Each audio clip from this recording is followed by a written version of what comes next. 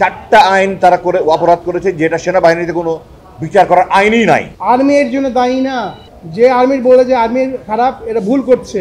সুতরাং সেনা আইনে তাদের বিচার অন্যভাবে করতে পারে। সুপ্রিম পাওয়ার ছিল যাদের, তাদেরকেও আমরা আজকে আদালতের সম্মুখীন আনতে পেরেছি। এটা আমাদের জন্য একটা বিরাট অ্যাচিভমেন্ট। বাকি যারা বিদেশ আছে তাদেরকে আমাদের দাবি, তাদেরকে যেন ইন্টারপোলের মাধ্যমে যে হোক পত্রপত্রিকা বিজ্ঞাপন দিয়ে ইন্টারপোলের মাধ্যমে তাদের বিদেশ ধরে আবার কোর্টে হাজির করে। স্বরাষ্ট্র উপদেষ্টা সাবজেক্ট সৃষ্টি করছেন, আমি এর বিপক্ষে। কোনো বৈষম্য চলবে না। ক্যান্টনমেন্টের ভিতরে যে অবস্থা সাবজেক্ট, সেখানে জেল কোড ফলো হচ্ছে কিনা মাননীয় আদালত তাদের সমস্ত বক্তব্য শুনে যেন তাদের সুবিচার করেন, সেটাই আমি চাইবো। আমি চাই না তাদের অবিচার হোক। এই স্বরাষ্ট্র উপদেষ্টা আমাদের মধ্যে বিভেদ সৃষ্টি করে দিছে। আমি এর প্রচণ্ড ঘৃণা করি। উনি মানে কোন কাতারের মধ্যে পড়ে আমি জানি না। যাদের বিচার হচ্ছে এবং যারা দেশ ত্যাগ করেছে, তারা যেন কোনোভাবে এই বিচারকে প্রভাবিত করতে না পারে। সবাই কিন্তু এখানে গুমের শিকার, গুমভুক্ত, মানে গুমের পরিবার আমরা। আজকে একমাত্র মহান আল্লাহর দরবারে এই জন্য প্রার্থনা জানাচ্ছি, দোয়া করছি আল্লাহর কাছে আমরা শুকরিয়া জানাচ্ছি। তা আমাদের যেটা ছিল, আমরা গুমের বিচার পাওয়ার, চূড়ান্ত বিচার পাওয়ার পদক্ষেপে প্রথম ধাপ আজকে সাকসেসফুল। যেসব আসামি রাষ্ট্রীয় ড্রেস পরে রাষ্ট্রীয় প্রতিষ্ঠান থেকে যারা ফ্যাসিস্টদের পক্ষ হয়ে এভাবে গুম খুনে জড়িত ছিল, তাদেরকে যাতে এখানে আনতে পারছি, সেজন্য thanks to the government, thanks to the court, thanks to the ICT, thanks to the chief prosecutor all. আর আমরা যেটা বিচার চাচ্ছি, আশা করি বিচার পাবো। বাকি যারা বিদেশ আছে তাদেরকে আমাদের দাবি, তাদেরকে যেন ইন্টারপোলের মাধ্যমে যে হোক পত্রপত্রিকা বিজ্ঞাপন দিয়ে ইন্টারপোলের মাধ্যমে তাদের বিদেশ ধরে আবার কোর্টে হাজির করে। বাংলাদেশে শেখ হাসিনার শাসন আমলে গুমের ঘটনাগুলো, সংগঠিত গুমের ঘটনাগুলো একেবারে ভিন্ন প্রকৃতির।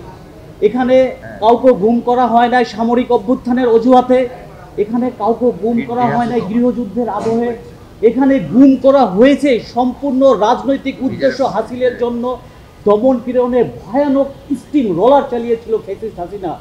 হিউম্যান রাইটস ওয়াচের দক্ষিণ এশিয়ার ডিরেক্টর মীনাক্ষী গাঙ্গুলি এক প্রতিবেদনে বলেন, এশিয়ার অন্য 4টি রাষ্ট্র থেকে বাংলাদেশে গুমের ঘটনাগুলো অধিক নির্মম ও নজিরবিহীন।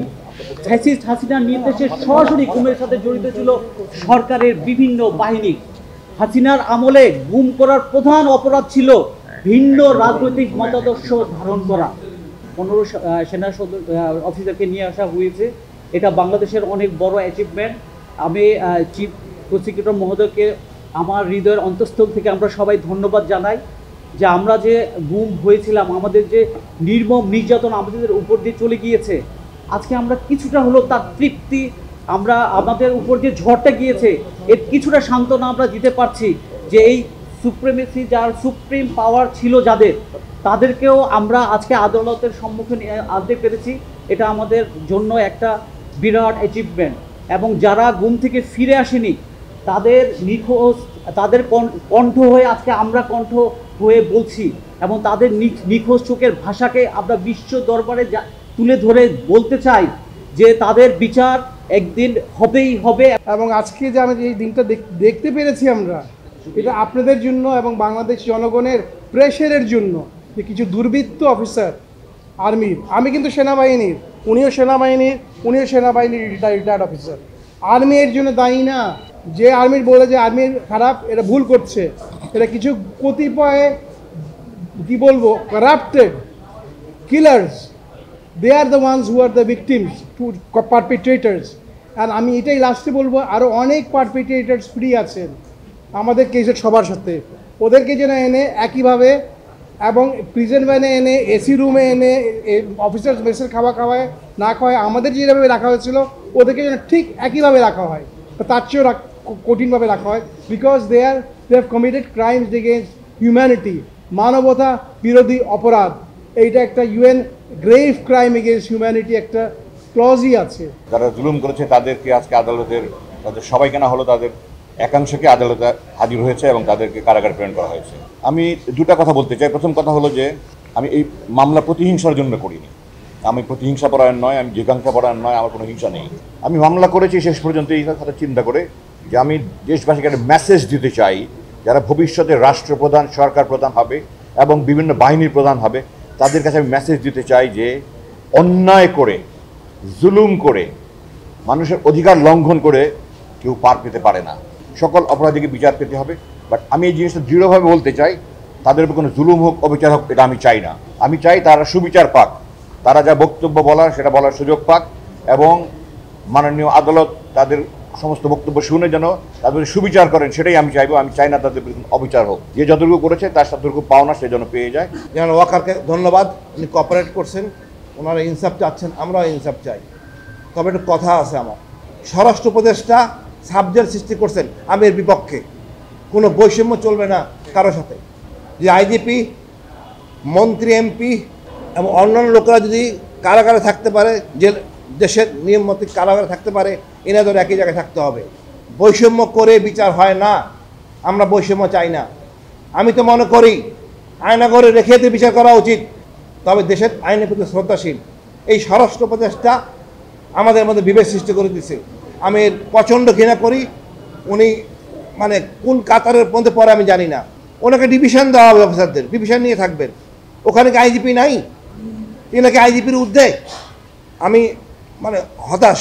বাট আপনি কোনোভাবে ক্যান্টনমেন্টে রেখে কোনো তথ্য পাবেন না। অনেকে বলতেছেন, আমি শুনছি একটা সররা বলতেছেন অনেকে নিরপরাধ, কারণ এরা কোনো কথা বলে নাই তদন্তের সময়।